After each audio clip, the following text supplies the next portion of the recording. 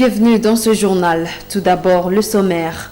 Lancement ce lundi 27 mars du programme de vulgarisation de droits des enfants et de lutte contre de violations faites à leur égard. Un programme adopté par les autorités de la ville de Butembo sur initiative du Parlement d'enfants Butembo-Lubero.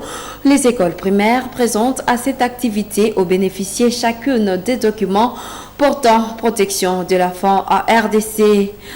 En territoire de Béni, la population alerte sur une probable identification des étrangers dans le processus d'enrôlement au pays. Il s'agit principalement des étrangers vivant dans les zones situées à la frontière entre la RDC et les pays voisins. La population interpelle les agents de la Commission électorale nationale indépendante CENI et les services de sécurité affectés dans ces zones.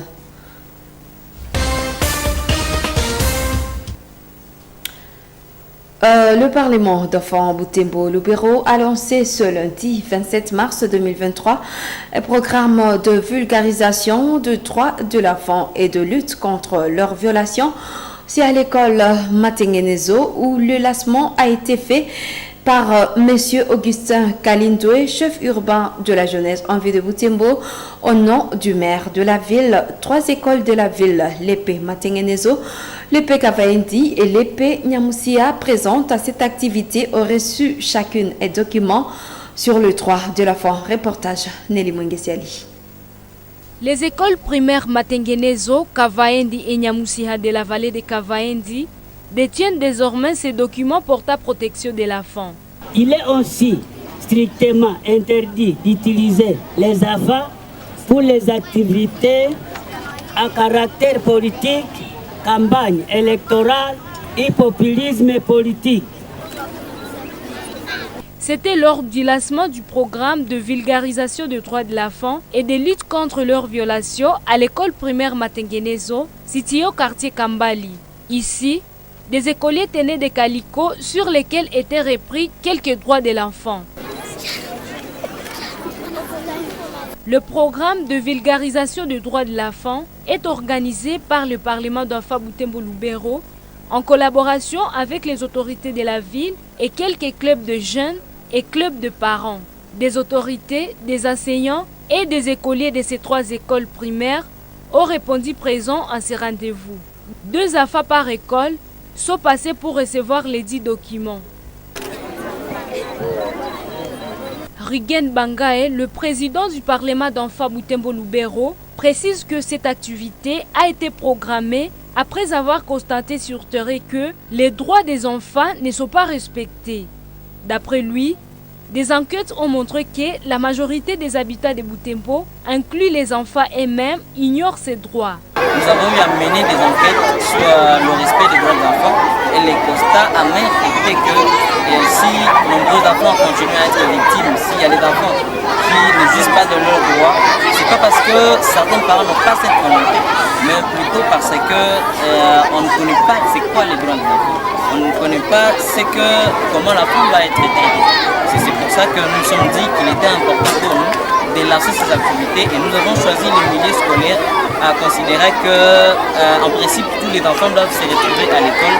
Elisande Kessiri, enseignante à l'école primaire Matengenezo, pense que cette matière sur le droit de l'enfant mérite d'être enseignée à Kiswahili, surtout à partir du degré élémentaire, pour permettre aux enfants de les retenir.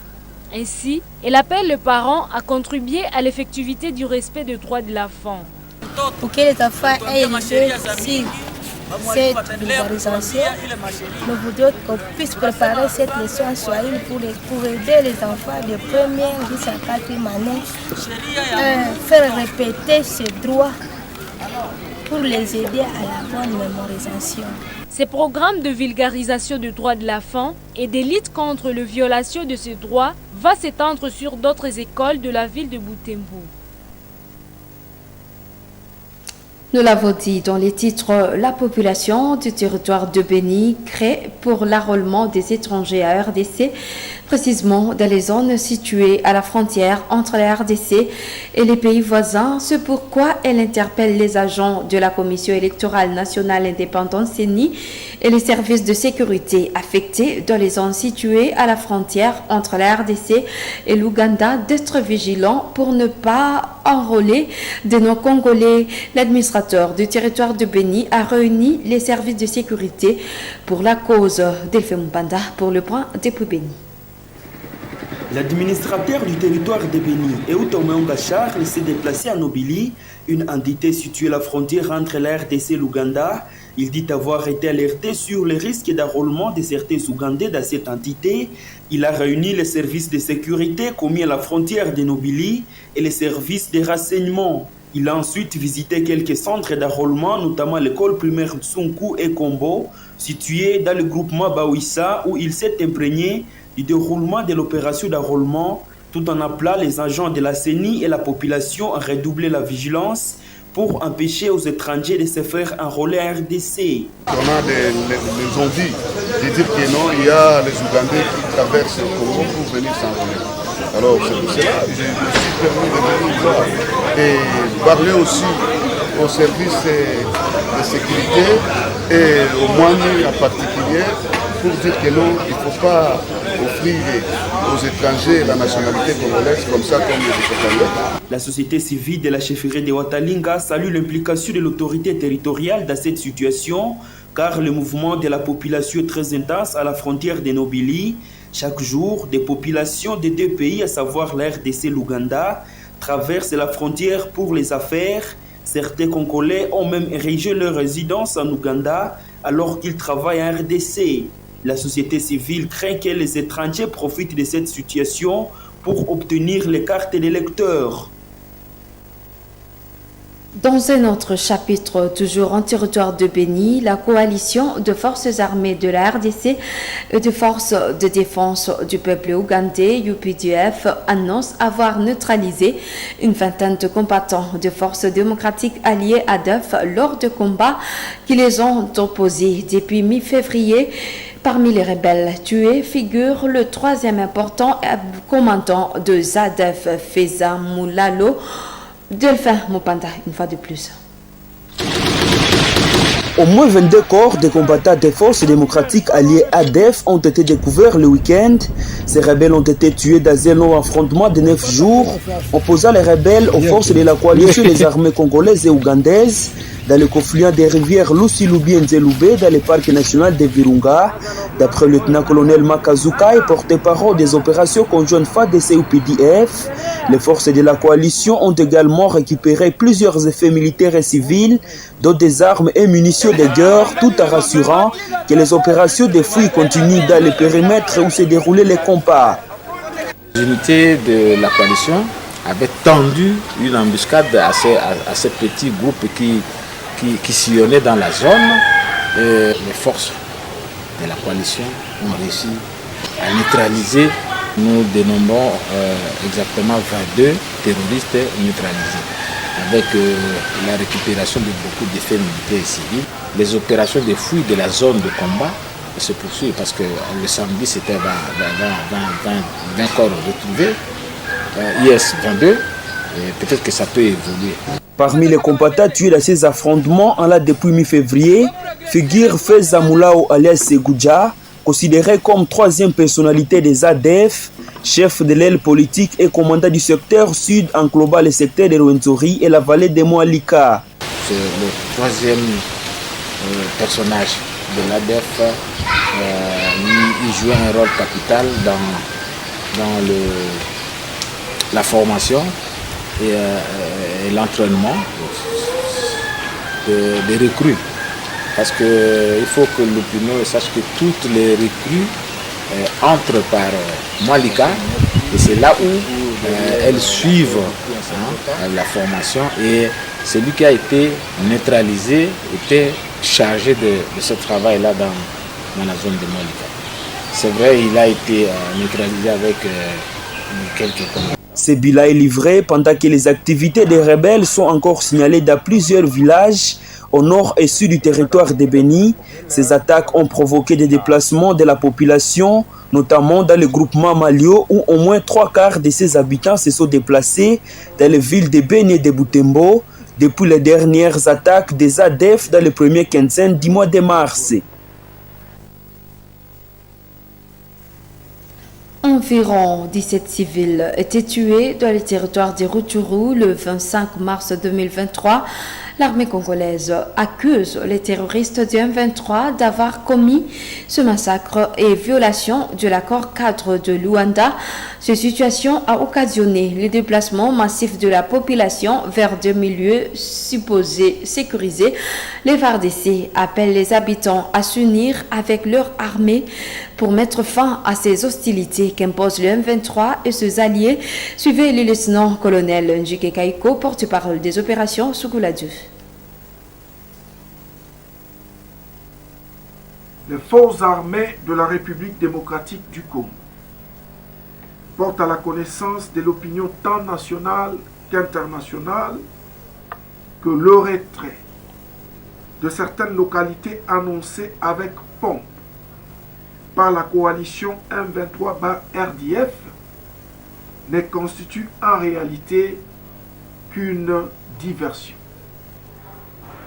En effet, pendant que la communauté internationale, les organisations régionales et sous-régionales attendent de l'armée rwandaise qui opère en République démocratique du Congo sous couvert du M23 le respect du cessez-le-feu et le retrait de ses supplétifs jusqu'au Mont Sabinyo, comme le prévoient les différents accords des chefs d'État, le M23/RDF s'illustre par des semblants de retrait. Ici est de noter que la présence et le renforcement de leurs effectifs en hommes et matériel demeurent signalés dans plusieurs localités des territoires de Masisi, Rutshuru et Nyiragongo, notamment à Kishishi, Bambu, Karenga et Kibumba. Plus cyniques, tels que ressortis dans leur propre communiqué du 22 mars 2023. Ils refusent de se retirer de Kichanga en les subordonnant à la négociation préalable avec le gouvernement. Par ailleurs, ces derniers s'illustrent par des communications préalablement rédigées avant chacun de leurs crimes et forfaits, attribuant aux forces armées de la République démocratique du Congo les massacres des populations dont ils sont auteurs. Il s'agit d'un modus operandi pour continuer à distraire la communauté tant nationale qu'internationale. Pour ce faire, les forces armées de la République démocratique du Congo se disent prêtes à ne pas laisser perdurer cet état de choses dont la population congolaise est victime depuis plusieurs décennies. Le premier vice-président de la société civile condamne l'attitude de l'ennemi qui vise à s'aimer la division au pays en accusant les FARDC d'être auteurs de massacres du 25 mars dernier. Il demande aux uns et aux autres de ne pas écouter les accusations de rebelles du M23 qui visent à affaiblir les forces loyalistes. Les M23 sont des terroristes avec qui on ne peut pas négocier. Suivez-le. Tout d'abord, il faut se méfier de toutes les déclarations du M23 parce que ce sont des sanguinaires, des terroristes qui ne cessent de tuer les gens au jour le jour. Il n'y a pas que ce massacre du 25, il faut aussi noter qu'il y a d'autres personnes qui ont été massacrées à Kishishi, comme vous le savez déjà, et il y en a qui ont été massacrés à Kibirizi, et beaucoup d'autres dans des agglomérations partout ils sont en train de passer. Et comme dans leur stratégie de toujours, ils ne cessent d'accuser les FARDC comme s'il s'agissait aussi d'une puissance ou d'une force étatique qui pourrait s'égaler au FARDC alors que ce ne sont que des terroristes. Et donc, ce qui se passe dans le Rutshuru, nous avons affaire au M23, un groupe terroriste comme on l'a dit, mais qui ne respecte personne. Vous allez vous rappeler que les chefs d'État, dans plusieurs processus, leur ont déjà demandé de déposer les armes, notamment avec le processus de Luanda, où il fallait qu'ils déposent les armes les 15 janvier. Ils n'ont pas fait ça, ils n'ont pas déposé. Ils ont placé d'autres prétextes. Et il y a eu aussi la demande du processus de Nairobi qui exigeait à ce qu'ils puissent déposer les armes le 28 février. Ils n'ont pas fait ça. Et voilà que le 30 mars approche, les chefs d'État africains leur avaient déjà demandé de déposer les armes. Ils ne vont pas le faire au regard du cours des événements. On ne sait pas vraiment s'ils vont le faire. Aux côtés de cela, il y a eu des appels. Les appels de l'Union européenne, le président français, le gouvernement américain, le Sénat américain. Toutes ces puissances ont demandé à ce que le M23 puisse déposer les armes. Ils n'ont pas fait ça. Et que donc, il faut comprendre que leur objectif est au-delà même de notre compréhension, de toutes nos démarches, de tout ce que nous voulons, et que pour eux, l'important, c'est vraiment chercher à balkaniser notre pays. Autre chose, dans cette édition 23e parloir de la Lofepaco, le lancement officiel de cette activité annuelle a eu lieu ce lundi 27 mars 2023 dans la salle Sidip par le maire de Butembo. Durant 2 jours, le représentant des organisations féminines membres de la Ligue des organisations de femmes paysannes du Congo, Lofepaco, vont passer en revue tous les rapports annuels des organisations paysannes.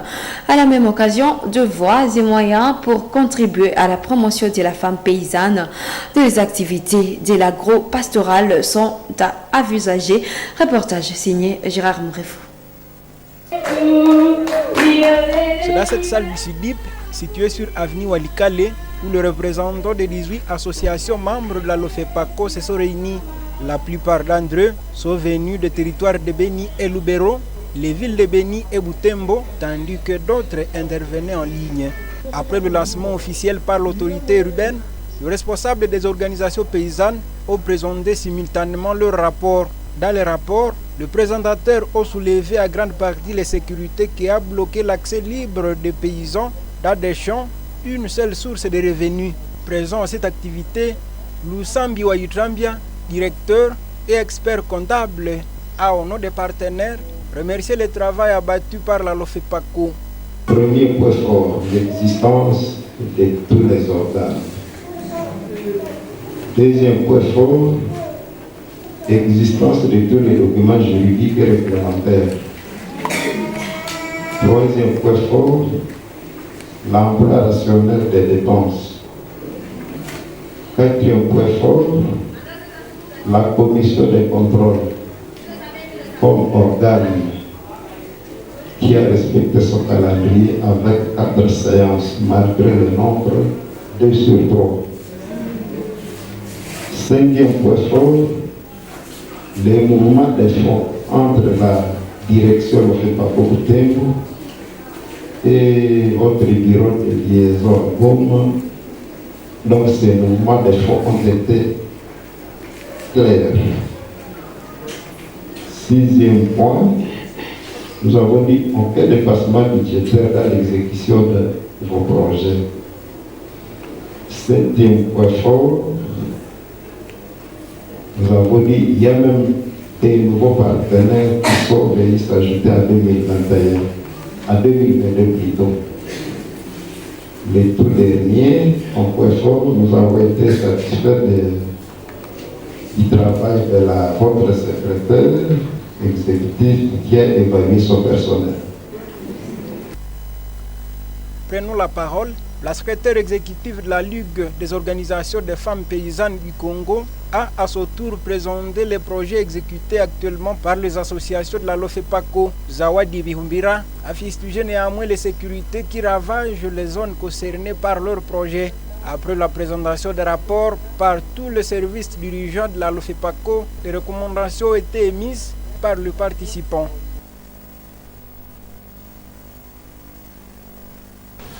Chaque 27 mars, l'humanité célèbre la journée du théâtre. Dans le cadre de cette activité, Moto TV s'est entretenu avec le chef de travaux Paluku Karongo Pantaleon, enseignant à l'ISP Mwangi et auteur de plusieurs théâtres. Pour lui, le théâtre, c'est la représentation de ce que l'homme vit au quotidien. D'après lui, à partir du théâtre, on peut apprendre une langue ou transmettre une culture. Ces propos ont été recueillis par Samuel Wayinda. Le théâtre a deux sens, de par son étymologie. Le tout premier, c'est la salle de théâtre, c'est la salle du spectacle, la salle qui reçoit le spectacle qui est rendu en mise en scène. Mais aussi le théâtre, c'est le spectacle lui-même. C'est-à-dire cette mise en scène montée par le metteur en scène et les directeurs techniques, les régisseurs, pour un public qui vient assister ou participer. Le théâtre, c'est comme un simulacre. Je veux dire, on semble jouer à la vie, on semble se représenter ce qui se vit au quotidien, pour qu'on puisse amener le public, amener la cité, comme on le faisait déjà chez les Grecs, à la citoyenneté responsable. Donc le théâtre pour notre cité, pour notre pays, pour le public, représentation de ce que l'homme vit au quotidien. Il y a là donc deux choses. Ce n'est pas la présentation de la réalité. C'est un lieu de représentation, de vraisemblance, pour que le monde se comprenne, pour que le monde puisse repartir, reconstruire, repenser ses agir, repenser sa façon d'être dans la cité. Il me semble que le théâtre dont vous parlez, c'est le théâtre spectacle, c'est une salle de théâtre. Oui. Mais il y a un autre théâtre qui se vit aujourd'hui. Et c'est les massacres autour de nous, c'est un théâtre. Et ça peut nous inspirer. Comment faire en sorte que, s'il faut lire Isaïe, comment faire en sorte que les léopards et la chèvre ou la brebis cohabitent. C'est la grande question qu'on peut se poser. Alors qu'il y a 20 ans, 30 ans, 50 ans, cela ne pouvait pas se penser autour de nous. Il est donc vrai que le théâtre, comme je l'ai dit, qu'on jouait à Kambali, au Flambeau, à Malkiwambingu, à Butembo, dans ces salles-là de théâtre, semble disparaître. Mais il y a un autre théâtre qui naît dans notre vie, c'est que la plupart des gens quittent leur village, ils deviennent des déplacés internes. Et nous devons récupérer tout cela pour essayer de repenser notre vie et de redorer le blason, de donner sens à notre existence. Parce que rien ne peut se faire sans cause. Il y a possible d'être sensible et d'être attentif, car c'est du théâtre qu'on nous joue et nous devons être spectateurs, mais avertis. Et nous, comme artistes, nous devons récupérer les situations et le repenser et le reproduire dans des textes pour le conserver, pour le faire jouer, pour que notre histoire que nous connaissons, dont nous sommes même nous architectes, ne puisse pas disparaître. Le théâtre en soi, déjà au niveau du diplôme national, ça se joue déjà l'auditoire en français, en 7e année, en 8e année. C'est ce qu'on appelle la préparation à la dramatisation et la présentation à la dramatisation. En général, le théâtre nous ouvre à la littérature, nous ouvre à la linguistique. Nous pouvons maîtriser une langue à partir du théâtre. Nous pouvons maîtriser une culture à partir du théâtre. Donc le théâtre devient une fenêtre qui nous ouvre à la maîtrise de la langue, à la maîtrise et à l'appropriation des valeurs culturelles. Donc ce n'est pas du temps perdu. que de jouer du théâtre, que de faire jouer du théâtre, que d'être là au rendez-vous quand il y a théâtre, parce qu'on en revient au très bon. On est transformé par le spectacle dramatique. Voilà, donc il y a le côté sensibilité, le côté artistique, le côté littéraire dont nous profitons au théâtre. Fin de cette édition, à très bientôt sur Moto TV.